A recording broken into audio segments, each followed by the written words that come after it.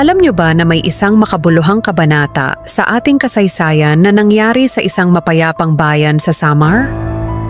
Noong September 28, 1901, ang Balangiga ay naging saksi sa isang hindi malilimutang sandali ng ating kasaysayan.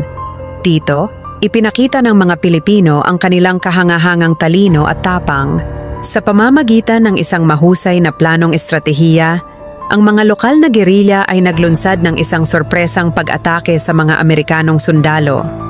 Higit sa 40 sundalo ang nawala sa naturang engkwentro na nagpakita ng husay ng mga Pilipino sa pakikidigma. Ngunit ang tagumpay na ito ay may kapalit. Bilang ganti, sinunog ng mga Amerikano ang bayan at pinarusahan ang mga mamamayan. Ito ay isang masaklap na halimbawa ng mga sakripisyong ginawa ng ating mga ninuno.